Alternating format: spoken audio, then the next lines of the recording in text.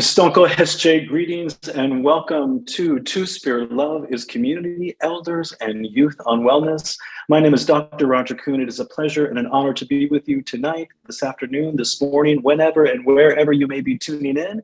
Some of you may be watching live. We thank you for being a part of the BAAITS Powwow Week. Some of you may be watching this video as a recording. You are welcome here as well.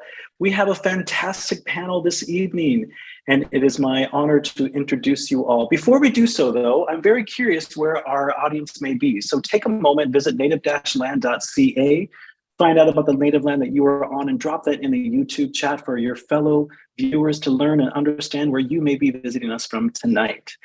So I'm going to go ahead and get started with a round of introductions. I'm coming from Ohlone Land, Yelamu, now known as San Francisco, California. I'm Porch Creek, and I work as a psychotherapist, a sex therapist, sexuality educator, and I am also a college professor at San Francisco State University, where I teach in their American Indian Studies program. I teach courses on Native sexuality, Native feminism, as well as courses on the way that American Indians are portrayed in the media. I am also a board member of the Bay Area American Indian Two-Spirit Powwow, of Bay Area American Indian Two-Spirits, and I'm one of the community organizers of the BAAITS Powwow. This year, I handled all the vendors, and I mean all the vendors.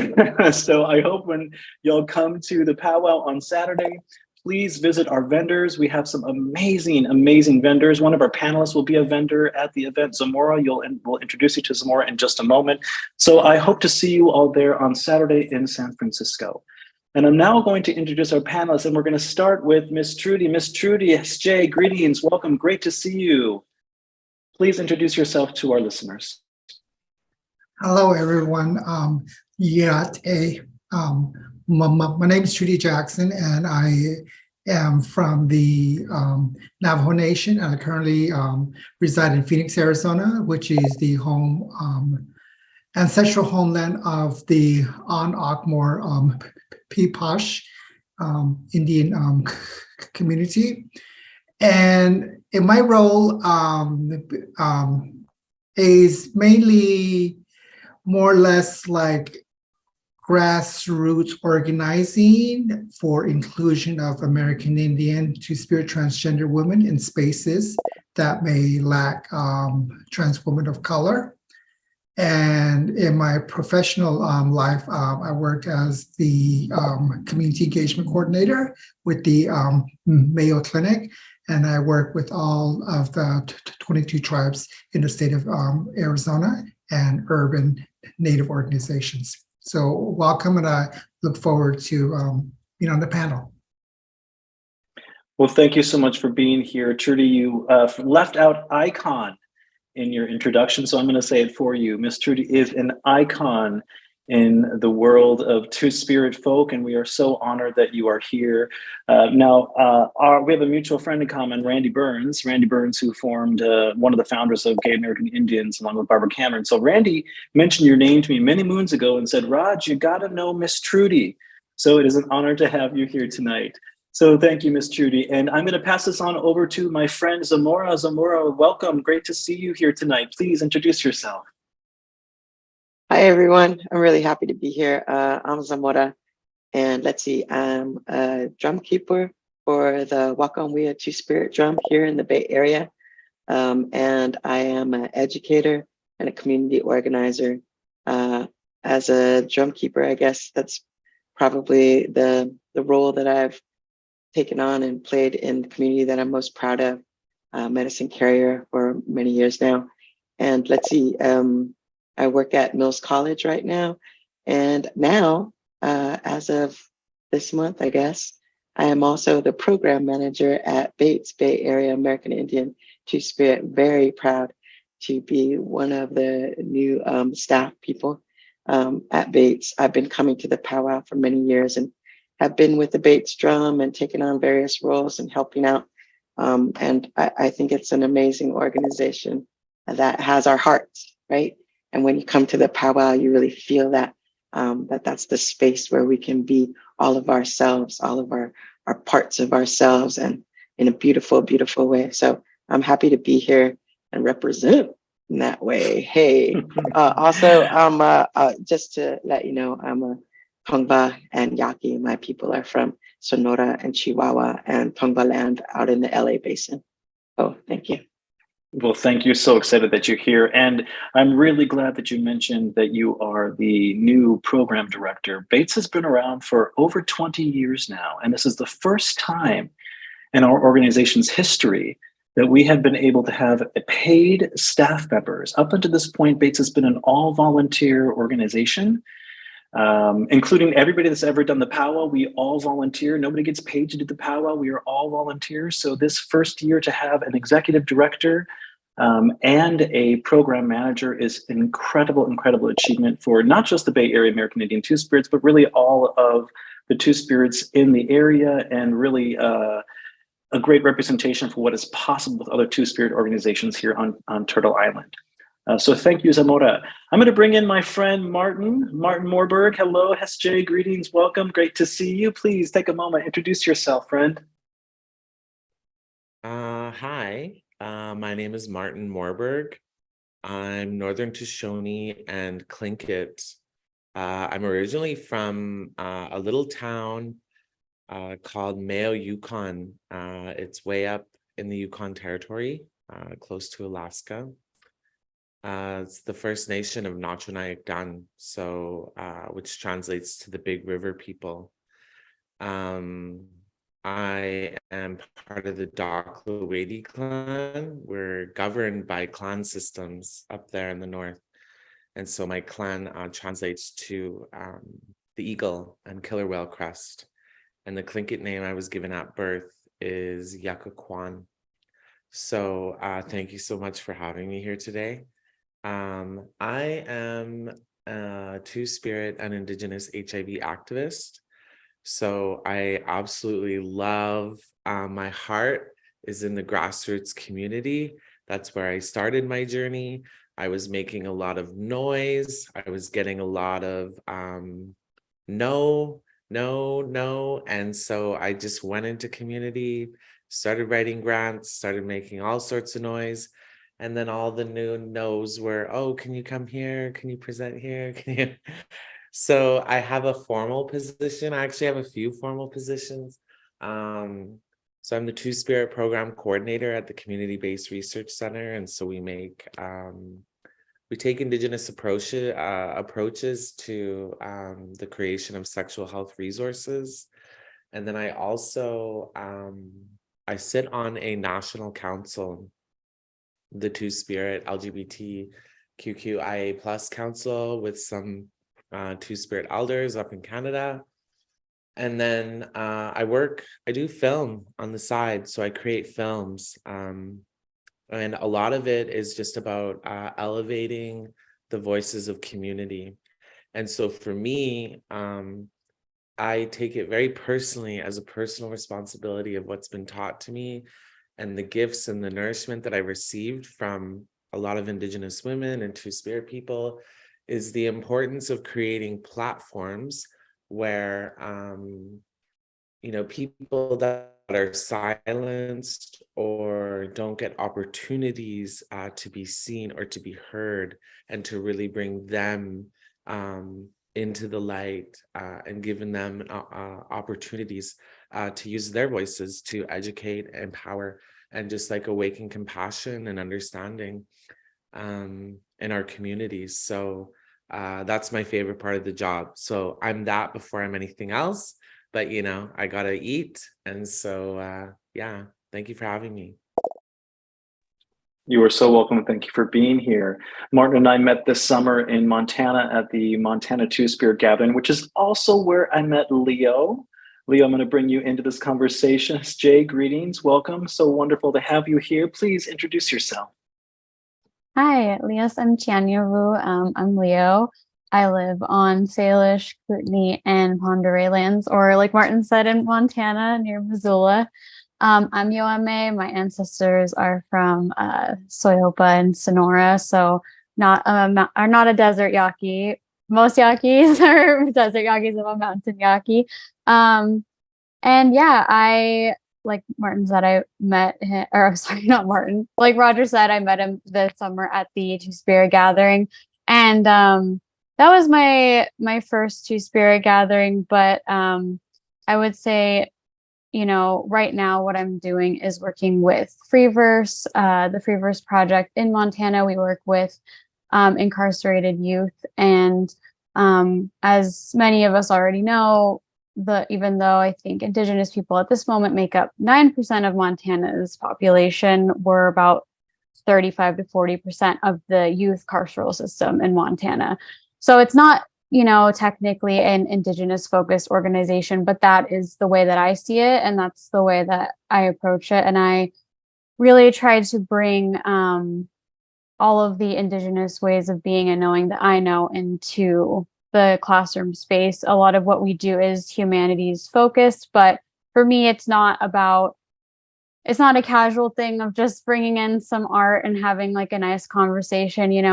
Most of the kids that I end up working with and seeing every week, and most of the time it's on Zoom because we work with so many, the state is really big. So we work with people that are like 8 hours away, and some of them are in Missoula. But a lot of them that I work with are Indigenous, and I find it really important to bring not only like Indigenous stories into the classroom, but also just like stories of Indigenous people from the land there. And I really find that it reflects and resonates with a lot of the kids' experiences. And I really try to focus on Indigenous joy and not like a deficit-centered approach. And so I completely forgot to mention that I got my master's in Indigenous education last year, and I'm still figuring out what I want to do with that. But, really what I intend to do is just be in the community and make as many changes as I can. And hopefully right now attempting to set up a very Indigenous Two-Spirit youth program within Freeverse. That's still in its early stages. So I don't want to like get everyone excited and have you think that it's coming, we're Indians, we have to take our time. So it's going to be a little while, but I hope to really bring like an Indigenous voice into the nonprofit spaces in Montana, because I think while there are so many amazing tribes here and Indigenous people are very vocal in this state, I think a lot of the nonprofit spaces have a lot of work to do centering Indigenous voices. Well, Leo, it is an honor to have you here tonight. Thank you for all the work that you are doing and the work that you will continue to do. So thank you so much. And now I want to introduce the only person that I have never met in person yet on the panel, although I am a follower on social media and I'm a big fan of Modern Native. And I'm so honored to welcome Avery Santee here tonight. Avery, please introduce yourself to our audience. Yeah, Avery. Hello, everybody. My name is Avery. I was born and raised on the Navajo Nation in northern Arizona, but I currently reside on the unceded territory of the Austin and Peepash, or what we commonly know today as Phoenix. And yeah, I'm trying to do a lot of more grassroots organizing within the Valley to help build a really nice coalition community for queer Indigenous peoples, whether that be youth, people like me that are like in the weird young adult age, people that are like in their 30s, and just being really inclusive to everyone. Because I feel like we all have such a unique experience and, really need community support to really thrive. And definitely that's something I'm dreaming of starting, like how Leo said, when they were talking, just like an early stage of development. So it's not like happening soon, but it will happen hopefully this year, and building slowly up from, the floor. And that's really what the grassroots movement is. And I do a lot of social media, content creation about my experiences as a queer Indigenous person. I went to school in San Diego and recently graduated. So that was a really nice experience. And getting out of my comfort zone and learning about other queer identities and how they all intersect with each other. And I think that was a really important time in my life and college development. Was really just learning about that and really building community with other queer Indigenous students, not queer Indigenous, apologies, other queer students. So very like intersectional perspectives that I was able to relate to and, listen and learn from. So definitely I'm excited for this panel, and thank you, Roger, for including me. You are so welcome. Thank you for being here. So We are here to discuss wellness, and that has different meanings to different people depending on who you ask. And for the panelists tonight, I want us to think of this as a dialogue together. So yes, I may call on you, ask you to answer a question, but if you feel called to respond to what another panelist is saying, let me know, just raise your hand, either use we're on Zoom for those that are streaming on YouTube. You can use the raise hand function, I'll see that, or you can just, raise your hand on the screen, I can call on you that way. Though I do want to start off with just a very basic definitional, operational definition of what does wellness mean to you from a two-spirit perspective. And I want to start with you, Trudy. If you could share with us, what does wellness mean from a two-spirit perspective? From my perspective, wellness is basically taking care of your inner self, making sure that your holistic body is taken care of, such as sometimes within different cultures, prayers is very essential. Doing offerings. And I think one of the things that I see over as wellness is it's not really like going to the gym, but I would say more in tune of volunteering, of putting yourself in spaces where other two-spirit individuals are, or you may participate in just a volunteer opportunity where you're actually allowing your body to engage and possibly use some of the muscles that you rarely use. Like for example is, let's say you are volunteering at a food bank where you are lifting food boxes, and the food box may be 5 pounds, and just using your back and your hands, but also taking care of yourself over on your inner body, of how you would process of what you're doing and just making your mind think, as well as the protocols that are involved of what is needed to be done in a food bank. That is an example. And I know that within Indian country, I know that a lot of social gathering and dances and powwows are a form of wellness, where individuals just like to go out into the circle and just be among the circle, but also taking back, like, it's not a form of competition, but just to reconnect with Mother Earth, and also allowing your body and your spirit to exhale, but also finding comfort in yourself. So that would be the definition of that.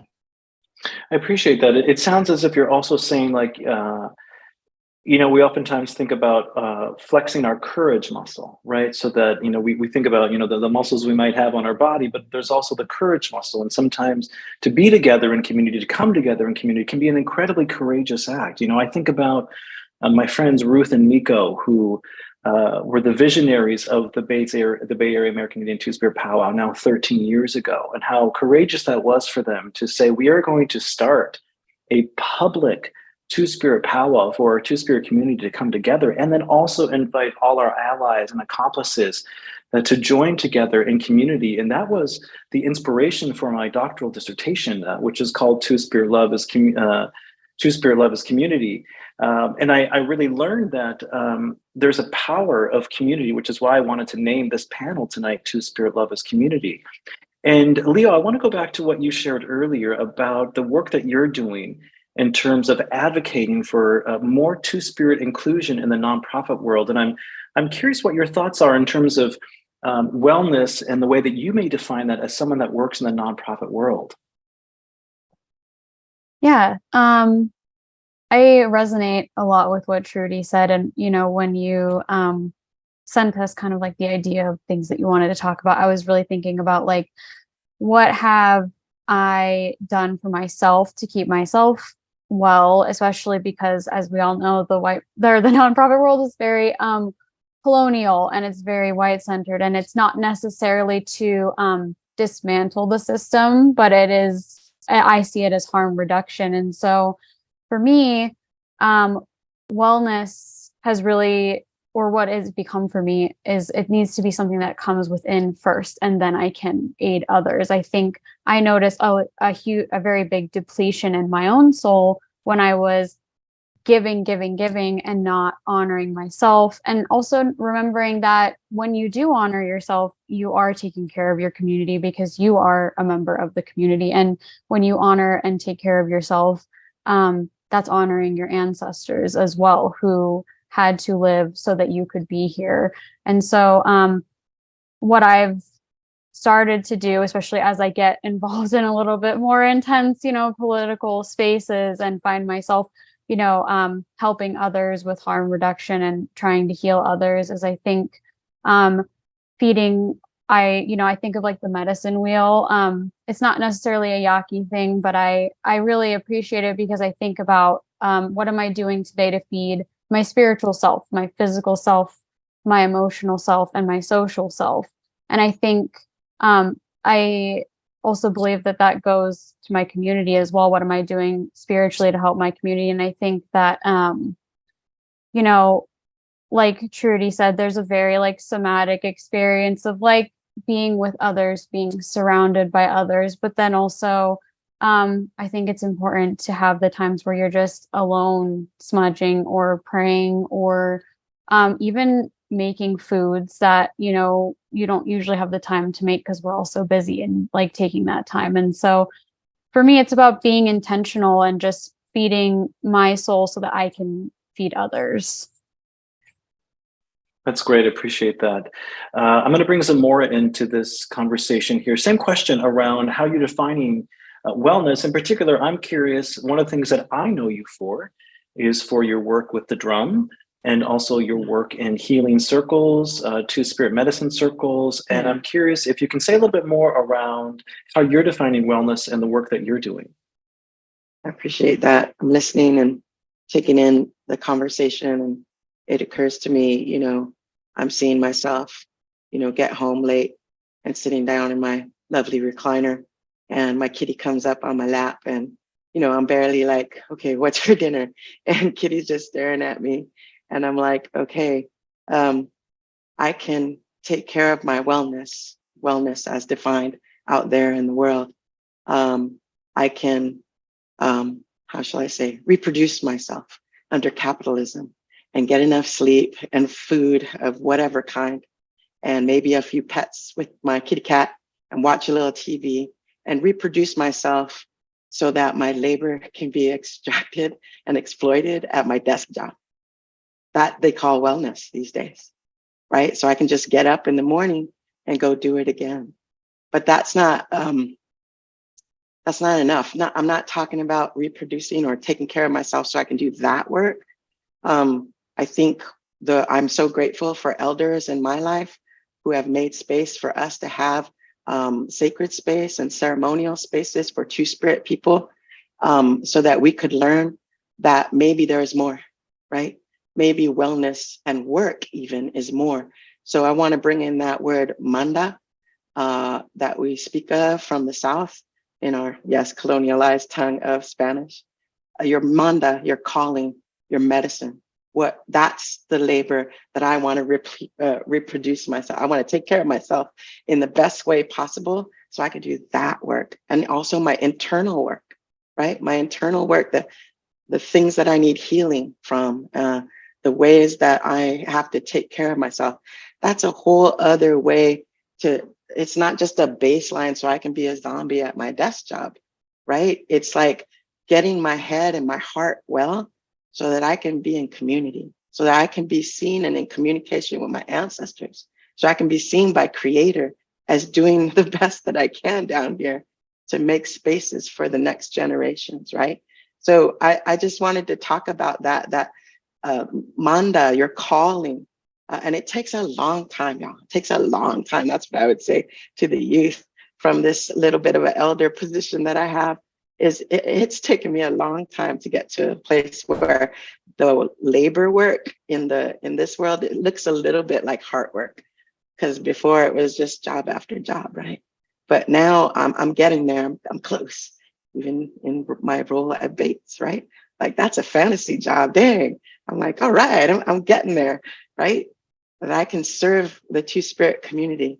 Anyway, that's the kind of wellness I'm talking about. Yes, we have to eat and drink water and get sleep, but beyond that, how are we gonna have time and the spaces and be in the right community, surround ourselves with good, solid people so we can get to the heart work that's still needed sometimes, I guess, for the rest of my life. And I'm okay with that, man. I really am. It's a slow pace, but if I keep on that journey, on that road, I think I'm going to do better in this world for myself, for my family, for my community that I've surrounded myself with, and also for my ancestors. Yeah. That's beautiful. Thank you. So Avery, I'm going to bring you in here because I'm curious around, you had shared that you had finished school, you're now living in Phoenix, and you're doing some grassroots organizing right now. And I'm thinking about the way in which wellness plays into when we begin new, my word here, but adventures. And I'm curious how you can share your definition of what it means to be relatively new in the organizing world that you're in and what that means for a wellness perspective. Wow, that's a really well articulated question. I appreciate it. I might need a little minute to sort of digest it. I feel like wellness to me, we can start there, really embodies taking care of yourself holistically. I feel like we've all mentioned sort of ways that are wellness and how people take care of themselves. And I think, you just really have to figure out what really suits you. And I think it's really meta. I think not meta, I don't know, down to your physical nature, which is just to exist. I feel like wellness really for me is just existing in space and time, whether that be going for walks and just basking in the sun, and just having those moments of like, wow, I'm alive and I'm just so grateful, like expressing gratitude. I feel like that is a really great part of wellness that, encompasses that like health and spiritual aspect of this multifaceted, really complex identity and experience. So for me, that's what I can narrow wellness down to. And coming out of college was really tough on me because, it is a colonial academic institution that's telling you this is what success looks like at 25, at 30, etc. And for many res kids, we hardly see that sort of success in our own communities. So it's weird to envision yourself into that model of like assimilation and really figuring out like where you fit in already as like a Native person. But for me as a queer Two-Spirit person as well, it's like very complex. I'm sure a lot of us can resonate with that. And that's why I'm really interested in community organizing, because I've worked in various spaces after graduating college. And, it's just the way I was treated and sort of interacted with that really made me uncomfortable with how like non-open people in the Valley sort of perceive me and interact with me. So it's really unfortunate, but definitely that's the fun part about growing up is just taking your time existing and really, figuring out what makes you happy. If a job doesn't make you happy, then, trying to figure out what other things you can do to just exist and really take in all the glory that we have on Turtle Island. So yeah, that's, I think, a good reply for it. Well, thank you. I'm going to bring you back in later on and really ask you about social media and the role that social media plays in wellness. In particular, you know, when you were talking about assimilation a moment ago, I was really thinking about, well, yeah, I mean, and we have these things like Facebook, Instagram, Snapchat, etc. In a lot of ways, we could argue are these assimilation tools, and yet you are finding a way to indigenize those spaces. And I think that's so important that we indigenize those spaces. In particular, we make that two-spirit presence known in those spaces. And I just want to say I really appreciate the work that you were doing, the grassroots work that you were doing on those social media platforms. So I want to say I see you, and I thank you for doing that work. So I'm going to bring my friend Marty in. Martin, curious for you, you know, you talked a little bit about your work as an HIV advocate. And I'm curious, because oftentimes when we hear that word wellness, we think of that word wellness specifically relating to health or specific relating to mental health, et cetera. And yet, because I know your work, I've seen your film, I would think that you might have a unique spin on what it also means to practice wellness. So I'd love to hear your take on that.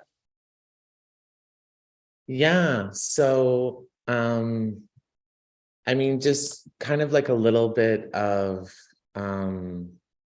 like my own perspectives of wellness and what I've been taught. Just one quick like intro of like personal wellness is where I come from. And there's a lot of similarities between the distinct groups of Indigenous people in regards to these kinds of entities. But we have a term in the Tlingit language called Dakiing cow. And loosely translated into English is creation. And so it means that we're part of the land, we're part of the water, and it is our relative. And so we're in relation with it. And so there's a flow and an energy and a spiritual kind of aspect to that. And so there's like, we're up in the mountains in the Yukon. And so when I land in the Yukon in those mountains and I'm out on the land or I'm with my family in the Yukon, there's that energy that I get of these ancestral lands that I come from, and that being mindful of Dakiing cow and what I'm receiving from my relative while I'm there. And so, you know, there's a lot of what's happening in Canada right now is like, the healthcare system and the federal government and provincial governments completely bypass emotional, spiritual, and mental health in regards to HIV.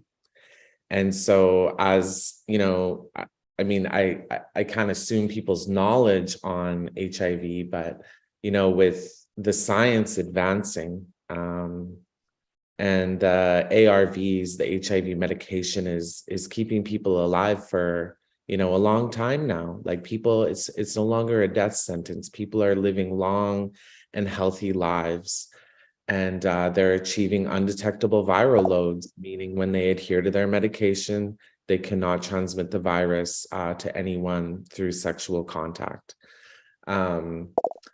So they have these, you know, the government has come up with these big campaigns around, oh, U equals U, and treatment as prevention, you know, get tested, get diagnosed, get on treatment. You cannot transmit the virus. This is the approaches that they're taking. And so that is a very Western kind of colonial approach and perspective to be very disease-centered and to be very centered on the physicality. And we can apply this with a lot of, you know, ailments or illnesses that people experience, and completely bypass the experience of the human being and how much, you know, attention needs to be put on the spiritual aspect of Indigenous people, and you know, their world views on what health is. And so, example, I will use myself as an example. I've been living with HIV for 10 years. And when I was diagnosed with HIV, I was given a prescription and I was told to take these and adhere to these medications. I would have never gotten as far as I have in my life if that was the only source of wellness that I was receiving. And so it's about creating these spaces. It's about ceremony and connection and mentorship. And, where I'm from historically, the way we translate and transfer knowledge to each other is through story. And so, I was introduced to the activism world. I was brought into, forums and, different caucuses and conferences where I was sitting amongst, powerhouse leaders. And not only them, but like Indigenous women and Two-Spirit community members that were brave enough and courageous enough to share their stories of how they walk with HIV and how they've used it and transformed it to educate their communities. And so it was all of these stories that I was receiving and these ceremonies that I got to be a part of, and all of these mentors and teachers and gatherings and these spaces of Two-Spirit people and Indigenous people that really gave me the medicine that I needed to improve my overall health outcomes.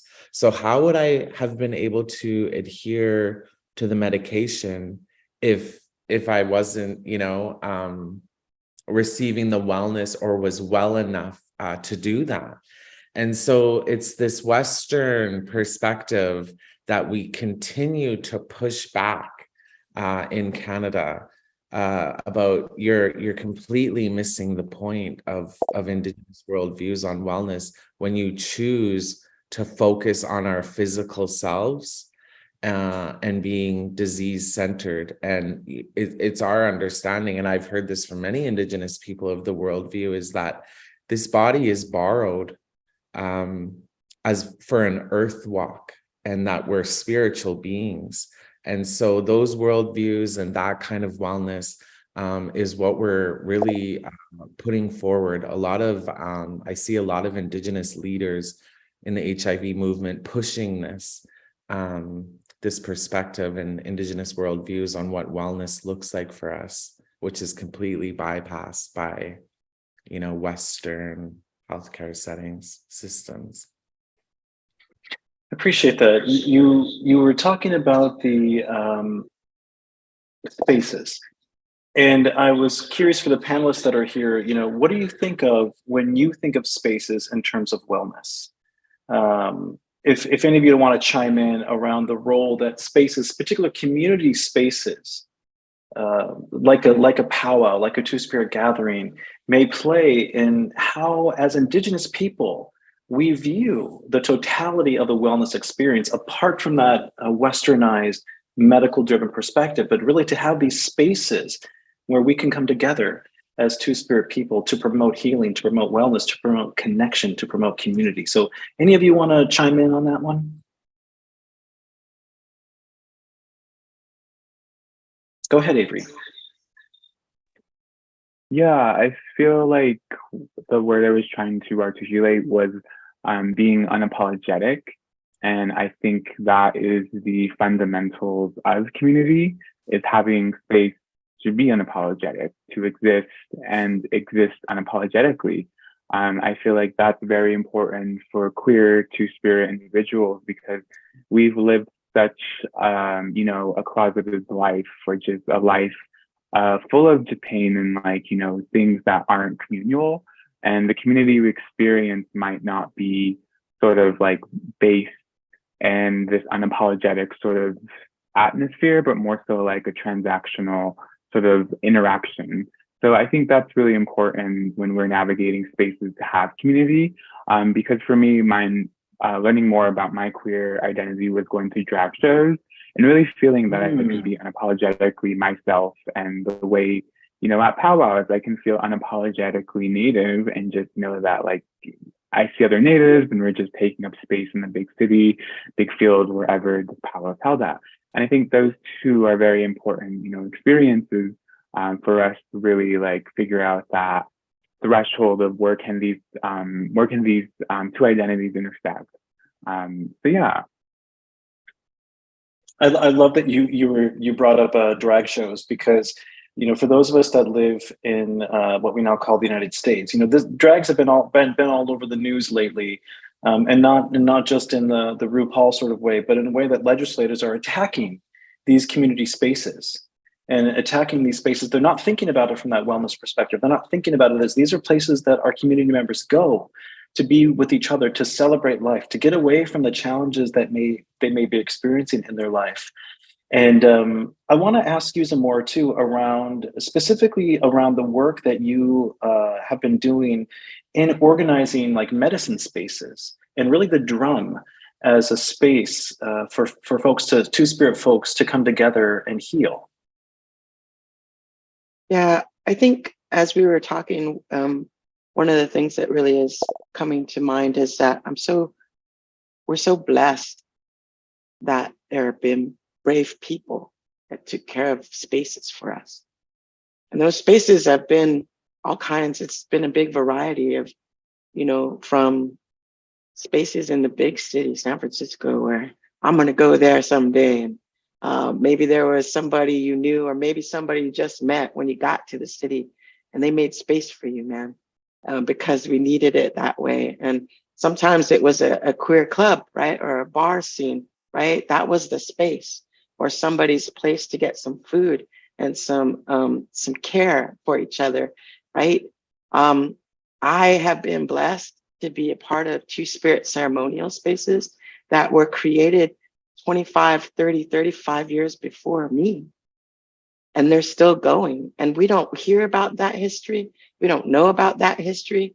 But we're hearing about it now. And there's people around us like myself who can say, I came in like maybe year 25 of that ceremony space.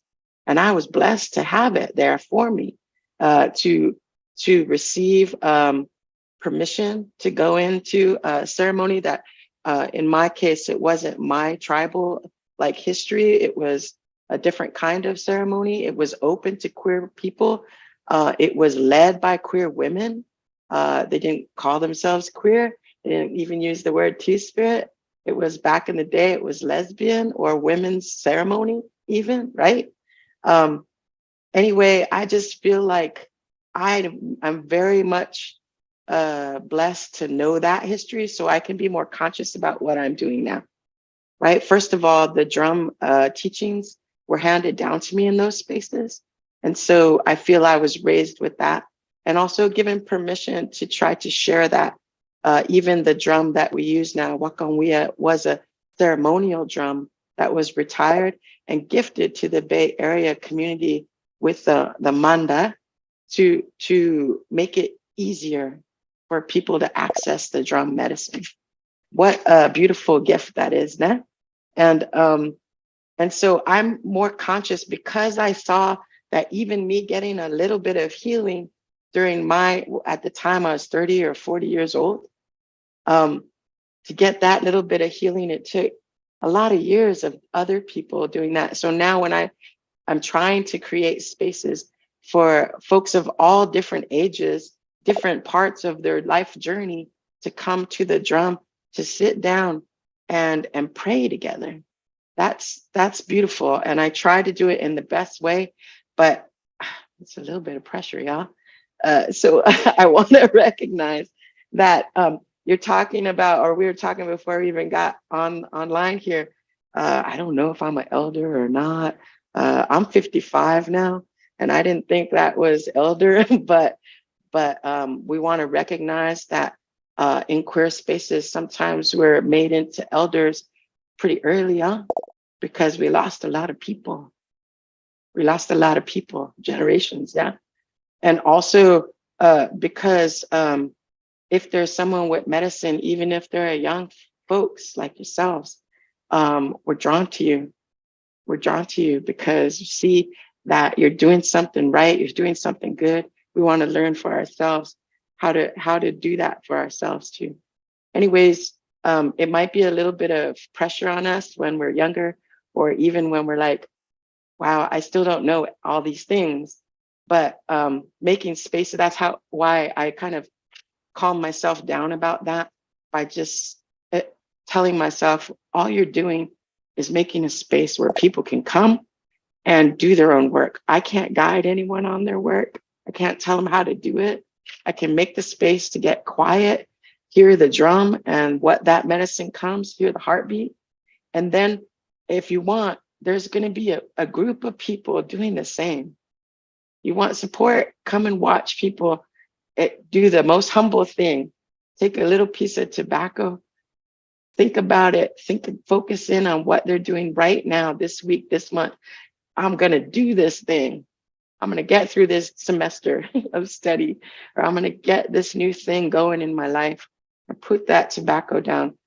I guess that's what I'm saying is, I guess I'm creating community then, right? That kind of community. It's literal, make space. It's literal. The drum is this round space. You can't help but sit in a circle if you're sitting at the drum, right? So I just leave you with that. And that's how I'm connecting to all the things you're saying, that it sounds nerve-wracking. It sounds dangerous. It sounds like, oh, am I ready to take this space? But literally, if you have a table, a round table in your kitchen, you can make space for people to sit around that table and talk and share and break bread. And that's magic. That's beautiful. Whatever ways that you have, the medicine you carry, maybe it's the gift of gab, maybe it's the gift of listening. Bring it, because we all need it. We all need it. It doesn't matter how old or how young we are. We do. Yeah. Thank you. Thank you for those words. You and Avery both spoke to the power of queer spaces as sanctuary spaces. And that's really, when I think about the BAAITS Powwow, I think of it as a sanctuary space for all of us to gather and to come together, right?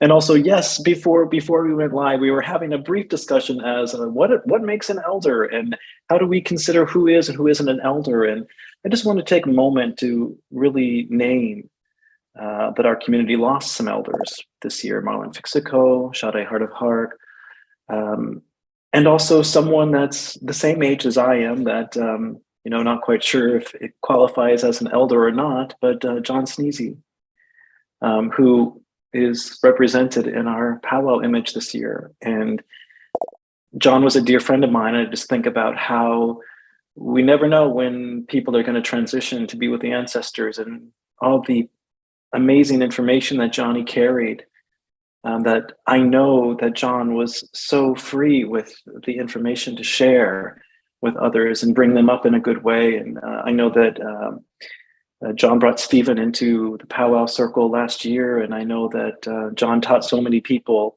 what it meant to be, to live in a good way, and to be a two-spirit person. So just want to give a shout out to those that have transitioned this year. And we lost some incredibly powerful medicine people this year. And when I was thinking about, who do I invite for elders and youth? And it's always like, well, gosh, I don't want to invite someone and say, can you be on the elder panel? Will you be on the youth panel? Because I never want to assume that anyone really even identifies in that particular way. Though I am going to just tease you a little bit, Miss Trudy, and say, hey, I'm curious, from all of your years of wisdom, the advocacy that you do, the work that you've done in the field, how do you think an elder can help the youth understand what it means to promote wellness?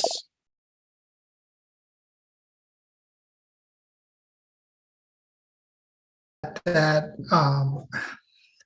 stage of my life where I'm basically like handing the torch on to the next generation to empower them with the skills and knowledge that I have gained over the years of advocacy, and to also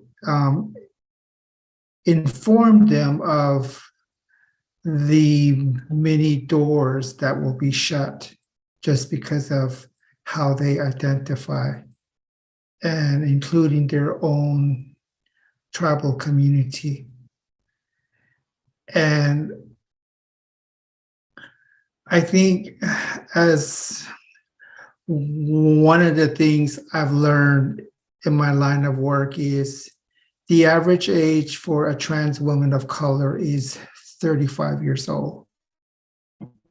And I'm very blessed to be at 55. And I look back and I think about all of the lives that were taken. And it also makes me think about over the years of my work, of how I had a national youth organization reach out to me a couple of weeks ago, Unity. And it was an honor to actually be asked to do the Two-Spirit Elder blessing. And one of the things I was always taught from my late father is when you're asked over to do a blessing, it's an honor. And you should never turn it down. And you have to learn how to pray for yourself and your community. So I think over as someone over with wellness, over to touch on, I was thinking back about in my line of work, working in a colonial healthcare industry and being Native and being trans, and how my skills and knowledge are welcome. But I also look at how non-Native healthcare institutions are progressing to look at tapping into different communities, like the LGBT Two-Spirit community, where they're able to tweak their assessment forms, where they're able to include pronouns, and where they're able to develop specialty clinics, like, for example, trans health. And then if you look at it from a Native perspective, and if a Two-Spirit individual goes into an Indian house service, how are they perceived, or how are they received, and how are they addressed? Is their preferred pronouns acknowledged, or is it just by their legal birth name, and how they are enrolled in a tribal community? Is that how they're addressed? And it just makes me wonder of how, I'm going to speak mainly over from my experience working with American Indian transgendered women, is how, because of the mistreatment of how they want to be or how they would like to be, but when they go into healthcare facilities that put labels and stigma and discrimination, where some may resort to the black market industry. And this is where policy changes have to come into play. And just in closing, I just wanted to share is that, I was asked over to share with medical students over of what I've seen over when I was working as a patient navigator of some of the barriers that I saw working with urban and rural, mainly rural tribal members, and how a lot of them are so used to going to the Indian Health Service. But I also think outside the box of the Indian Health Service. I think about, what about state recognized tribes? What about tribes that are fighting for federal recognition? Where do they fall on the spectrum over of healthcare that impacts their wellness? And how the health insurance industry is more of a capitalistic, but then you also look at it from a Native perspective, is where individuals may prefer to use traditional healing instead of Western medicine. Mm-hmm. And how individuals who are two-spirit may go that route first before seeking Western medicine. Mm. So I think as an elder, things have changed so much since when I was a young child back in the 70s. And just listening to the other panelists, Martin, about HIV, and I remember hearing about AZT back in the mid 80s and working in the HIV field. And it really opened my eyes, because I remember having clients that would have a handful of pills to take, to where now it went to the cocktail. But now, since there's more breakthroughs, it's very amazing to see how breakthrough medicine is happening and helping our people who are HIV positive. And I think lastly is to always not forget our two-spirit elders that have laid the groundwork for us. And as we step into these roles as elders, is to carry on those teachings and to inspire emerging activists over to carry on the torch. So that would be my response to that.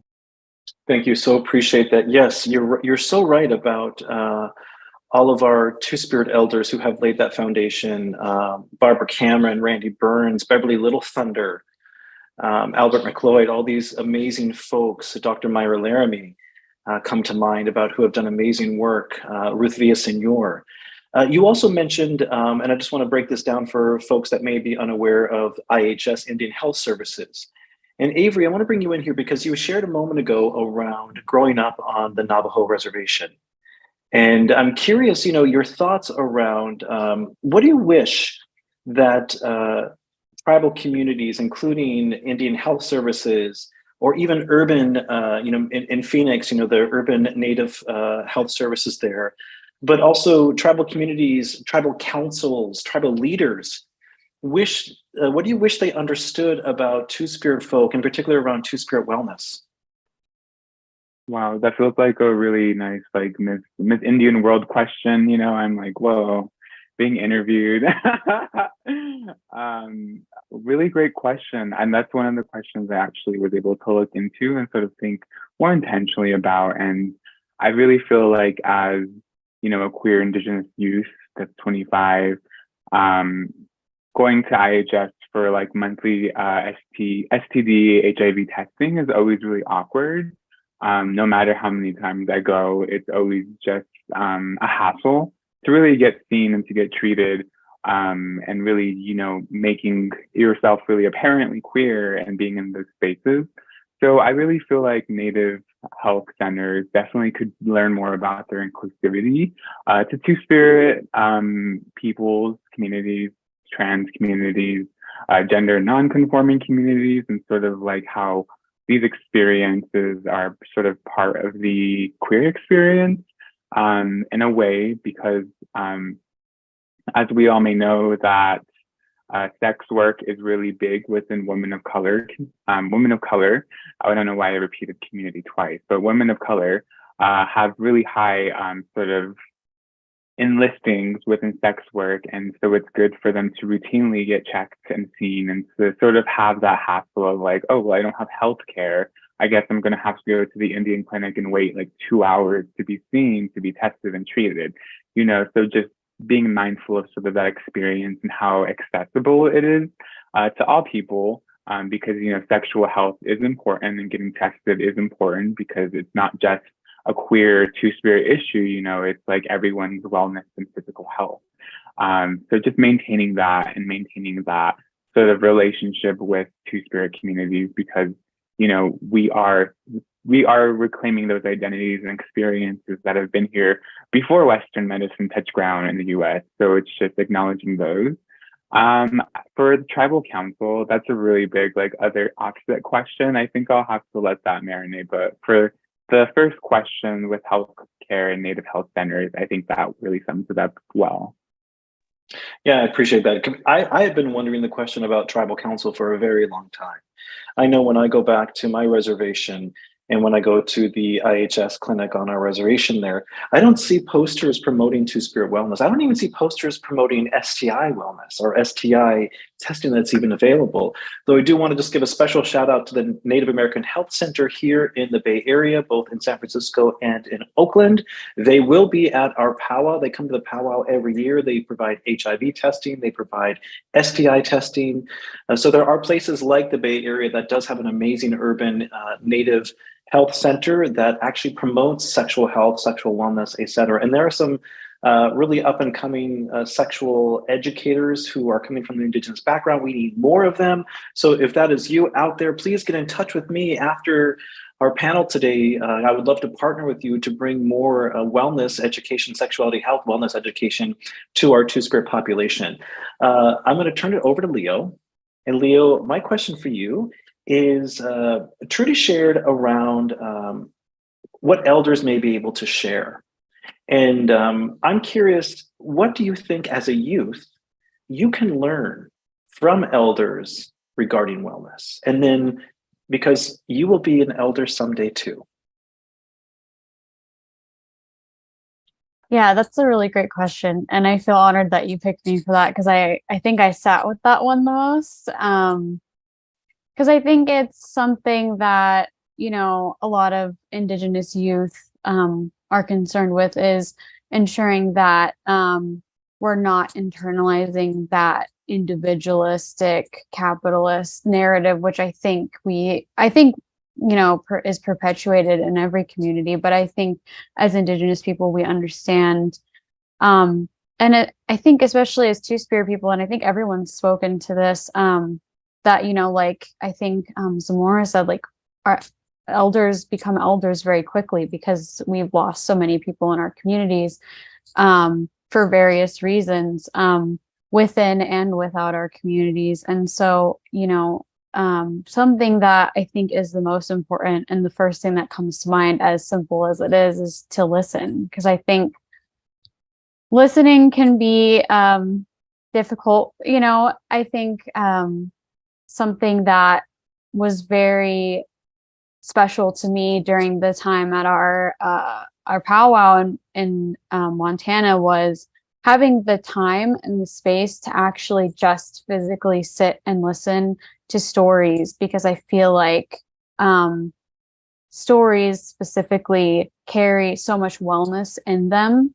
Not only the knowledge in the stories, but I just think the interaction of, you know, a body listening to a body, and especially like bodies that have lived through so much and carry so much gentleness and knowledge is really important. And so, yeah, I think it is simple, but for me, it really comes down to listening to stories and listening to the music and the just everything that our elders can provide. I think the other thing that's important too is that everything is a reciprocal relationship. And I think back to Zamora's where it's on the drum. Everything has to be a cycle, and so um, I always try to think about like I don't want to just be taking. I want to be giving, and whatever that looks like, providing for elders. Especially when we know that the healthcare system doesn't necessarily provide wellness to any of us, but specifically our elders and our two-spirit elders. So yeah, I think it's really important for Indigenous youth to listen and to really just appreciate those years and years of groundwork and of work that people before us have put so that we're able to come to these public spaces and feel safe to come to these spaces that we don't necessarily fit in when we go to queer spaces that are for all queer people. Sometimes it feels a little bit alienating to be two spirit, and then other times like we've all spoken to within our communities, there's so much internalization of Catholicism, just like values of like homophobia and transphobia and all the other stuff that our communities deal with. I think showing that appreciation, whether it's listening or physically helping or checking in on our elders, I think I've learned a lot more in the last year of my life connecting with elders than I've learned like the 25 years before that. And so it is kind of a simple answer, but I think everything does come down to listening. Well, I appreciate that. I was thinking about you mentioning Montana again. I just want to give a special shout out to the Montana Two Spirit Society and all the amazing work that they do putting together an amazing, amazing gathering. So if you ever have an opportunity to attend the Montana Two Spirit Gathering, I highly, highly recommend it. I think that you and Martin were actually bunkmates, or you all were like close to each other. I think I remember, and you were in the same. We were all in the same cabin. We were just in different rooms, so we would run into each other every now and then. And just really thinking, a special shout out also to the Montana Two Spirit royalty, to Sergio, to Landa, to Rocky. I was thinking of them as you were talking about listening and thinking about the work that they do in their communities too, just to advocate from the different perspectives of indigeneity. And then Marty, I'm going to ask you. Really, because I joked around with you the other day about what is it like to sort of be in that cuspy space of not quite a youth, not quite an elder, which I think, like Zamora said, I think I've graduated into elder because I'm of the age now. I'm in my late 40s, and even though I may not think of myself as an elder, I know that there are people that are looking at me as if I am an elder, and the responsibility that takes to learn, to listen to folks like Trudy, to folks like Zamora, to learn from their experience about what it means to be an elder. And so now you being in this cuspy space, in particular, I feel very inspired by the work that you do. Because as Trudy said, the work in the accessibility for HIV healing and treatment has radically shifted since the 1980s to what's available now. I'm just curious for you if you can name any like traditional and or contemporary activities you think help promote two-spirit wellness.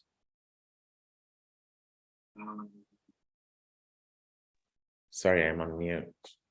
I really appreciate what Trudy said about really acknowledging the work that has been laid down before I ever came along. I know that there's like a generational gap of knowledge. And I'm somebody that did not feel the wrath. Physically, I did not feel the wrath of HIV/AIDS and was put on one pill a day where I would experience no side effects. And so I have aunties, two-spirit aunties in Canada that have pulled me aside to teach me that the history of the protests and the lives lost. And I've heard other elders saying, you know, two-spirit people were some of the first responders to HIV.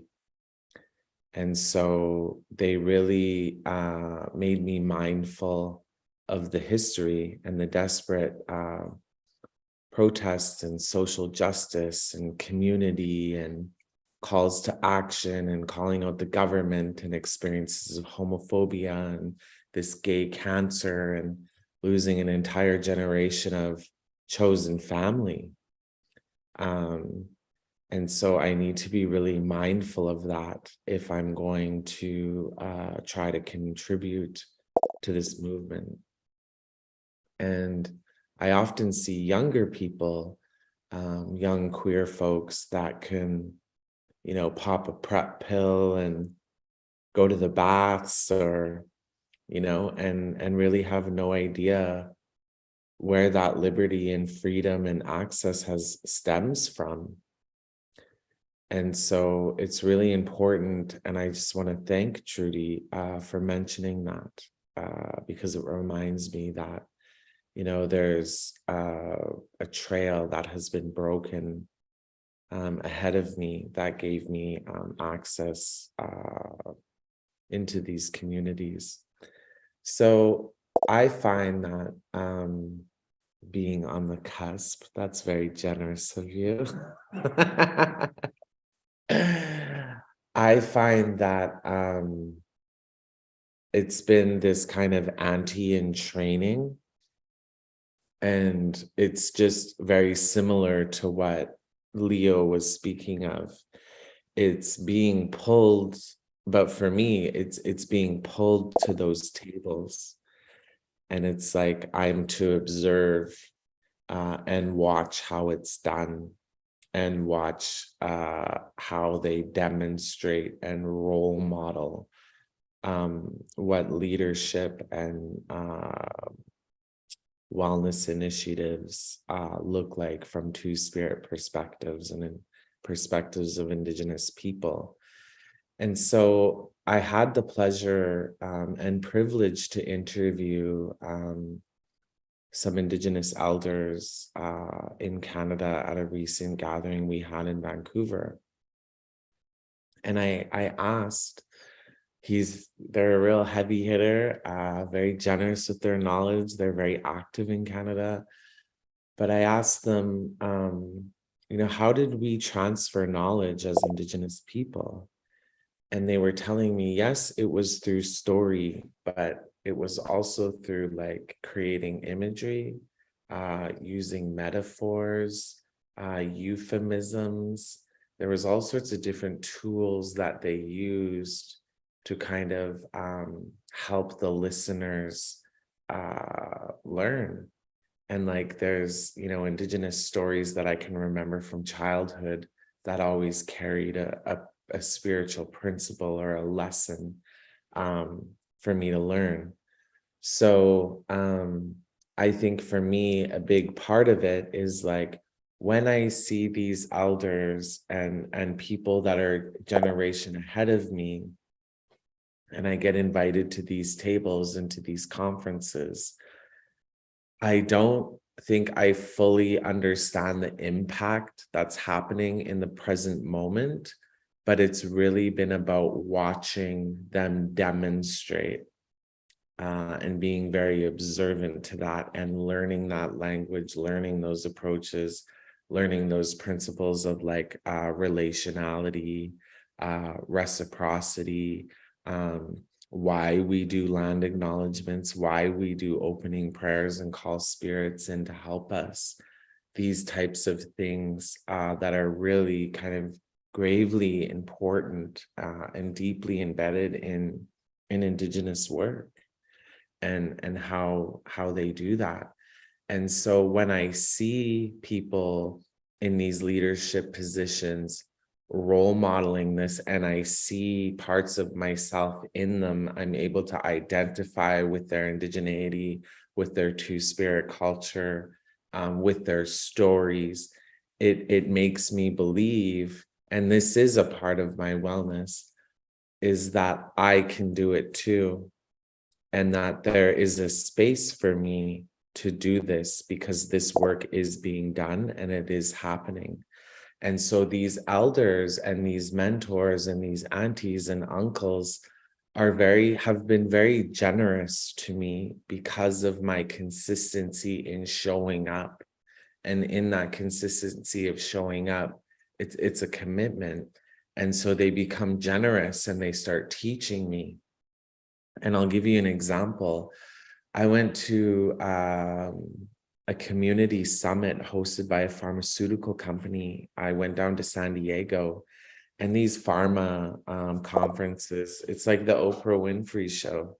You're getting picked up in a limo, you're getting taken to a 5-star hotel, you go into the main conference, it looks like the Oprah Winfrey show.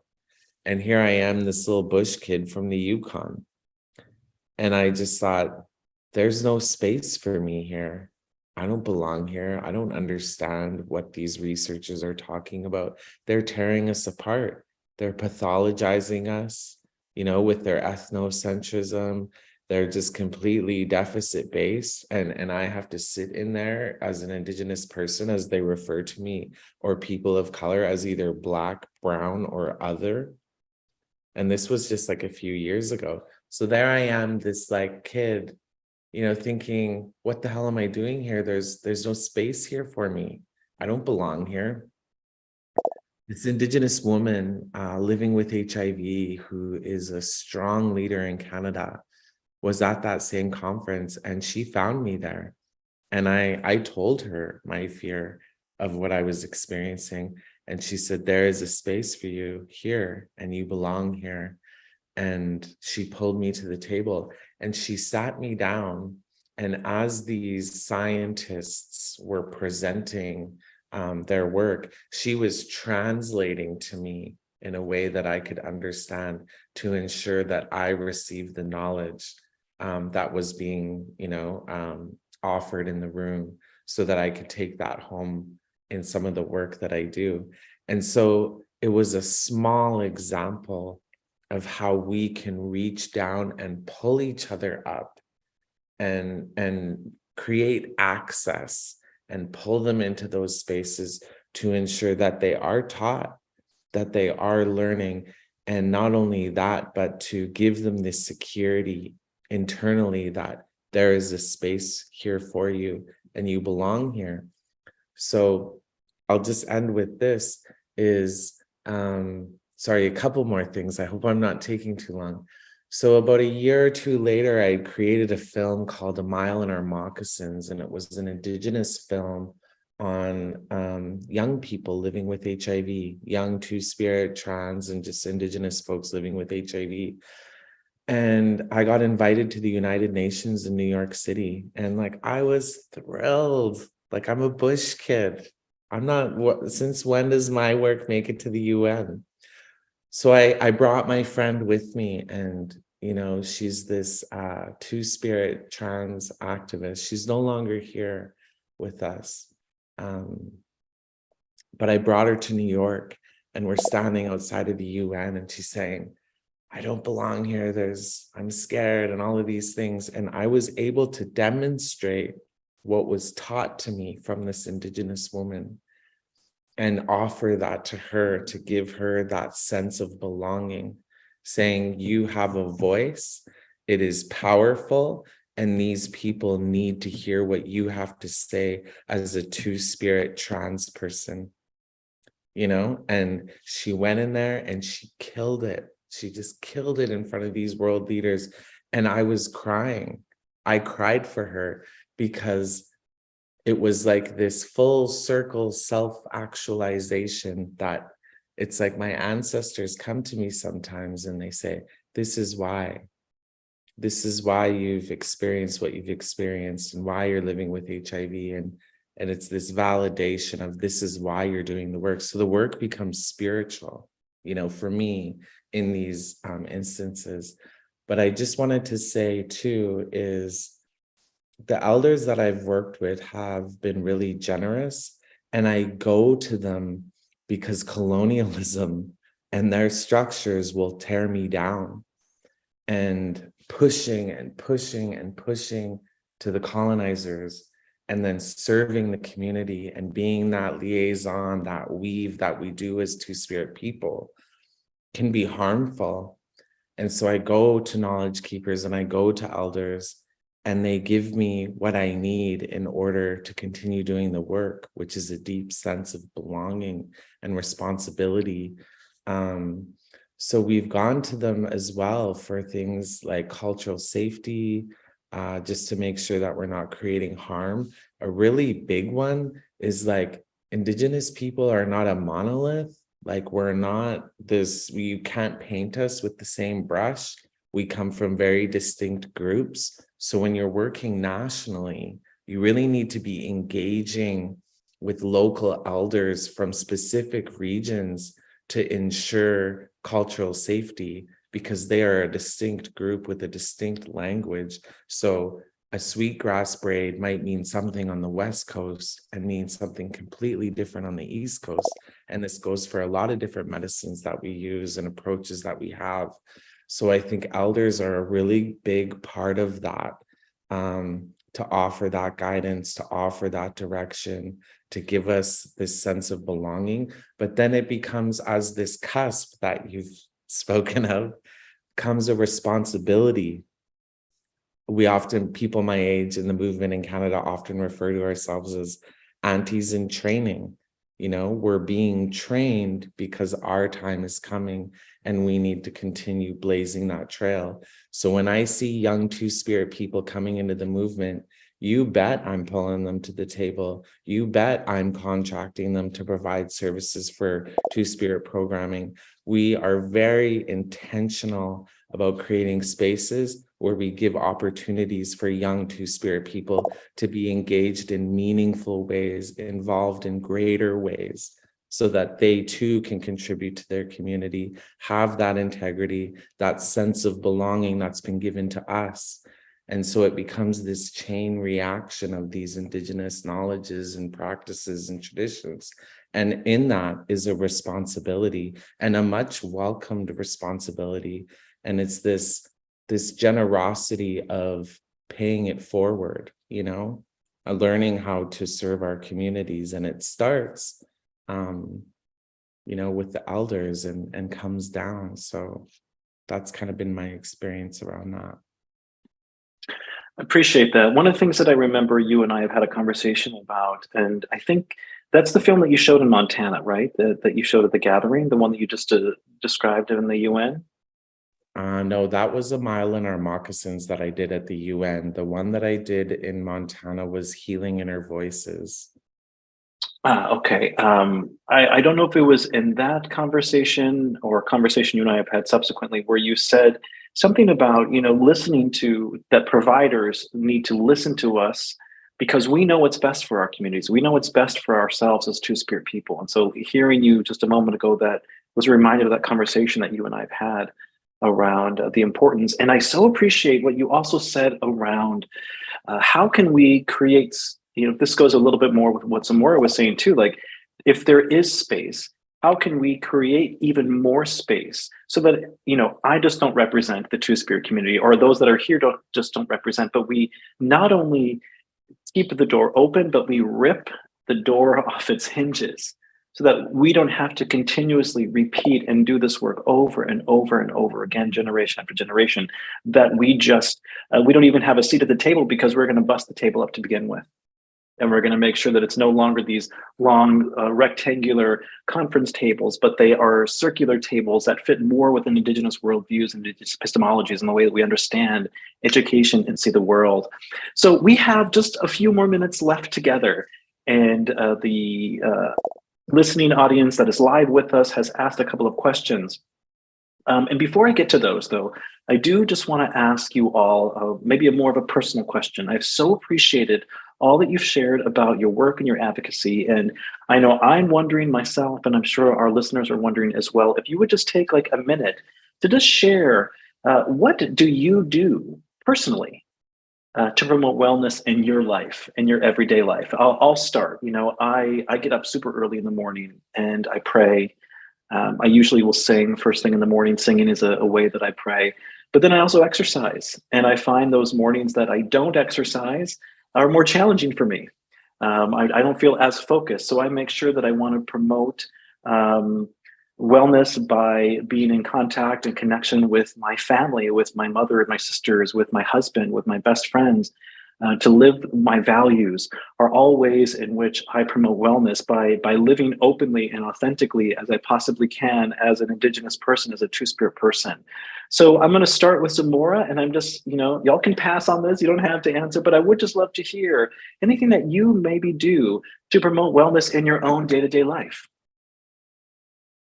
Well, I think after this holiday time, at the end of last year, I reminded myself, I'm someone who really has to check out in a big way. I got a billion jobs. I'm trying to do a billion things at once. If I turn off just one job in order to do another kind of work, including spiritual work, right? Including the work of creating community, holding spaces, it's good for me. But I'm also you're holding space still. You're still actively doing this kind of work. So I have to get off the grid that is my brain sometimes. And I'm still working that out. Sometimes it's music, but again, I'm drawn to the drum. And then I think I'm like in that space of the heartbeat, but I'm still holding space, right? So one thing that I was reminded of is I have to really go away from my home, my space, and I need to go on the road. And I drive there every time because all kinds of stuff happens on the road. It's a beautiful place. And then I need to be with people who have been around me for a long time. Sometimes that's family. Sometimes family comes with its own baggage too. And they're not the best ones sometimes. But there's some folks that have known me in ceremony or as friends, and damn, we laugh. And we tell stories, and we do what we refer to as reenactments. And we just imitate that time when such and such happened and whatever. We laugh so much. And all I can say is that it's a moment that your witness, someone knows the same stories you did. Someone knows the same context, the year that such so-and-so was dancing. And remember when this happened and that, and there are sad stories, there are laughing stories, but something about the way my body lets go as we remember together, and I feel seen. I feel that we remember a time together. And then I'm reminded about what medicine's there in that story. We don't verbalize it. We don't say, and the moral of that story is, but later that night, or when I sleep that night, that thing is up. That medicine is up again in my life. And man, it's a reflection to remember in that cerebral way, but then it sinks back into the body, and the body starts relearning the memory for today. Just like a song is a prayer. And even though you think you know that song, because you've sung it a million times at that drum, and you've sung it in ceremony, and you sing it on demand, somebody says, bring that song, Z, boom. But the today, you got to listen to how it's coming today, because it's a new prayer, it's a new story, it's new medicine all again. And they're tried and true, man. Sometimes if I'm going and visiting a particular friend, we tell the same story every time we get together. And it's new people standing around watching us laugh like crazy. But it's because that story is called for again today to remind me and to relive it and to re-know it. And don't forget, Z, don't forget that time when this beautiful thing happened. because you carry it. These people are important to you because they carry it with you. Yeah. Beautiful. Thank you so much. Avery, any words of advice that you might give about your own personal practices and how you promote wellness in your day-to-day life, maybe even including social media usage? Yeah, I definitely think for somebody that uses social media as a platform to share my experiences, it can get overbearing. Really interacting with people and or just interacting with day-to-day news coverage. Really finding time within my own personal life to detox away from social media and an online presence. And really thinking about how I'm living and existing intentionally with my current life. So maybe like when I make breakfast and it looks nice, just enjoying it for what it is and not sharing it on social media. I think that's a way that I've been able to manage this really growing social media platform I have on Instagram. And really, I think that's important. I really do think it's important to step away. I like to go on walks at the park next door to my apartment and really leave my phone at home and just be with myself, with my thoughts, listening to birds chirping and just reminding myself of all the gratitude I have in my life and the people in my life. Really, it's a spiritual moment, spiritual realization. Those have kept me very sane within this journey of like post grad, trying to figure out my life post COVID in a way as well, because I did graduate during the pandemic.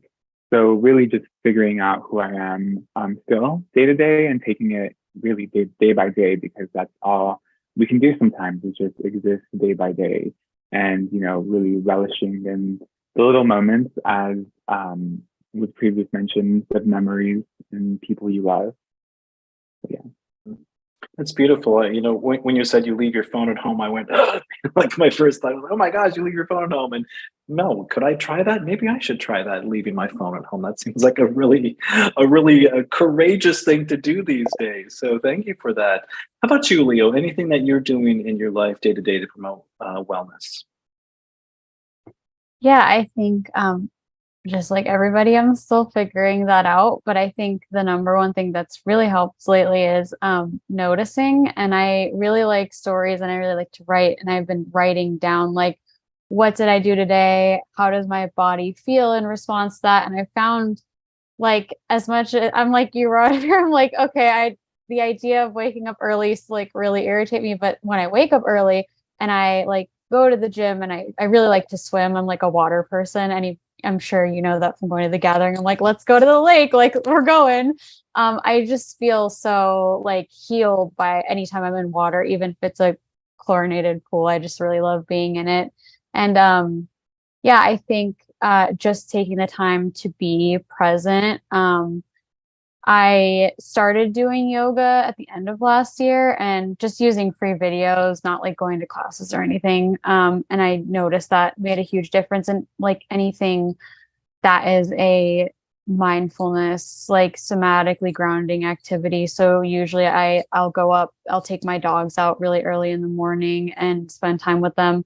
That's also, I don't leave my phone. I'm not that good. Like Avery, I bring it, but I don't look at it the whole time just in case for emergencies. So I like tell myself, I'm not going to take pictures. I'm not going to look, I'm not going to scroll. I'm just going to keep it in my pocket. And I think, yeah, just noticing. And then also something that I've really noticed ever since the powwow last summer is how good it feels to have a balance of being with not just people, but like the right people. And then having that time to be alone. Because I think you find yourself being with the wrong people when you are afraid to be alone. You just kind of fill up your time with people that might not necessarily be good for your spirit. And so, yeah, for me, it's really, I'm still learning what it's like to be intentional, but I'm still figuring that out. And I think the more I pay attention to my body and my spirit and how I feel when I go to bed at the end of the day and what I did that day, the easier it's getting to figure that out. Thank you. Trudy or Martin, anything that either of you would like to add about things that you may do to promote personal wellness?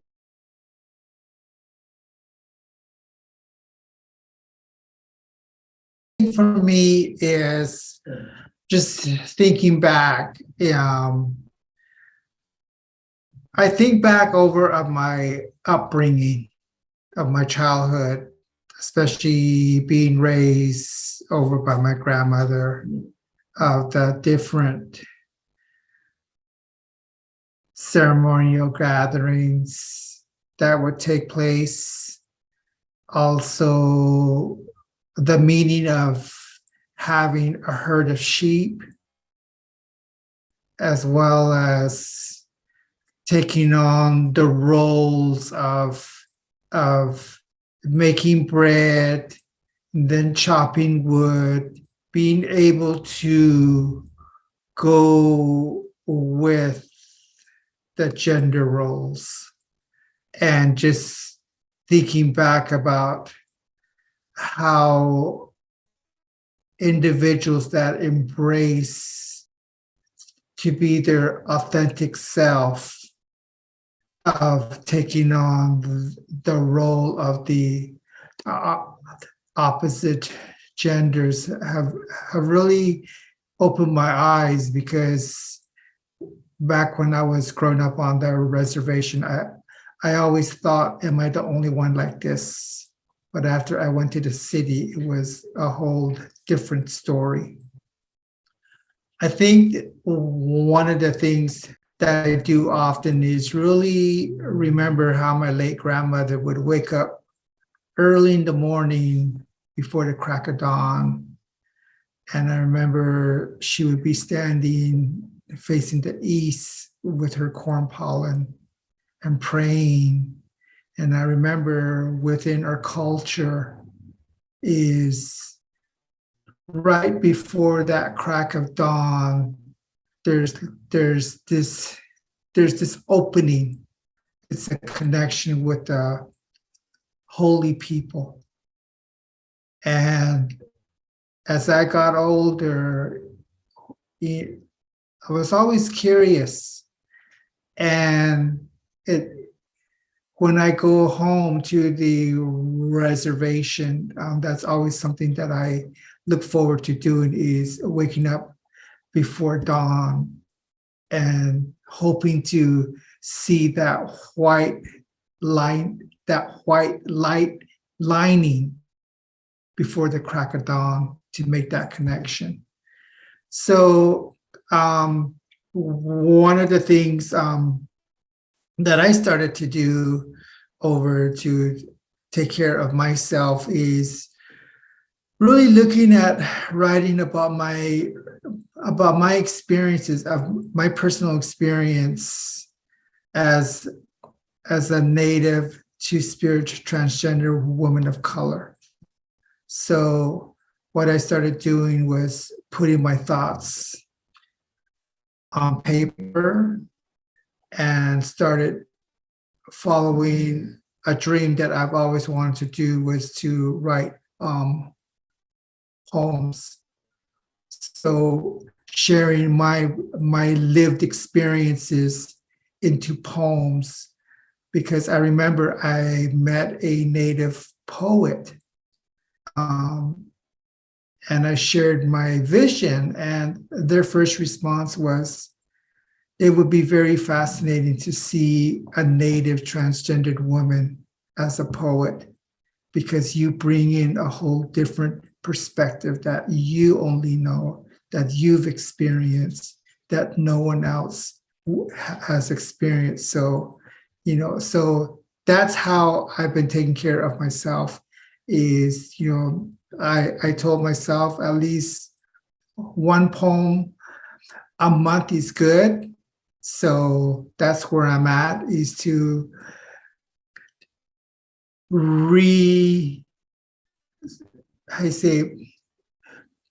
come to reconnect my inner self, but also looking at how in my line of work is using my knowledge to decolonize spaces from Beautiful. an indigenous perspective, but especially as a Native Two-Spirit transgender woman perspective, because our voices are not in these institutions. Mm-hmm. It's more of a social construct of the gender binary, where when I see the word other, I cringe, and I always hold individuals who are doing any type of surveys,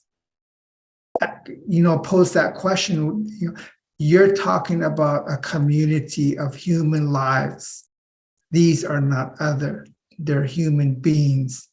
So why would you categorize the Two-Spirit LGBT as other? We're human just like you. So that's where a lot of, advocacy comes in over for potential policy changes.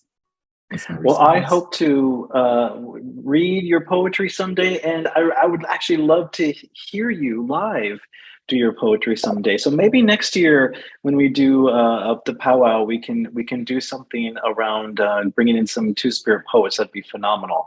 So Martin, I'm going to turn it over to you. If you can share anything that you would like, maybe that you might do, and then I'm going to take one question from the comments section before we wrap things up for the night. When you go to an Indigenous performance, or you're being exposed to culture in such a way that it just brings a shiver, you just kind of, there's this term that's being passed around some of my aunties in the Two-Spirit community, and I've heard it in the Indigenous community, but we're really exploring ways of how to explore wellness. But the term is, we are the medicine. And so listening to y'all speak and share a story like that, like Trudy, I could listen to you forever, girl. Masicho, for that visual of, standing there in the morning in the east. That's your grandmother or your mother.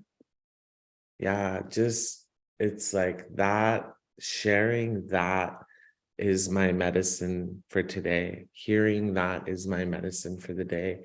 So I work in research as well. And I really want to explore, we've set intention we're pursuing a project to explore Indigenous worldviews of wellness. So I get really excited when I hear stuff like this. But I think for me, and what I love about wellness is, and this is the perspective I try to keep on it, is that it looks different for everybody.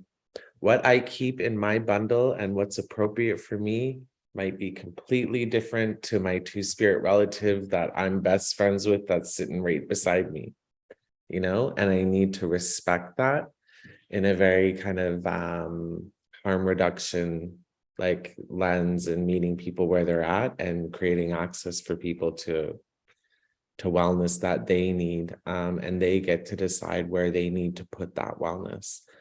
So that's kind of what I try to push a lot. I think for me, it's there's simple things, people have taught me how to burn medicines, and what kinds to burn and how to use them. And so I pray. I have my own little kind of altar with everything on it. And I just try to connect. And I'll be honest about what one of my major prayers, my daily prayers, one of the big ones is, please help me to get out of the way so that you can help me grow into the human being that you need me to be. And I direct that to my ancestors, to my great grandmothers, and it's brought an abundance into my life when I've practiced that consistently. But I just want to quickly touch, I swear it'll take 60 seconds, the spaces, the Two-Spirit spaces. And I want to tell you, it's like this, like a gas tank, I'll use as an example. I become empty and depleted and exhausted from the Western world. And then I go to these Two-Spirit spaces and I just get recharged from the stories, from seeing myself and other people and all that nourishment.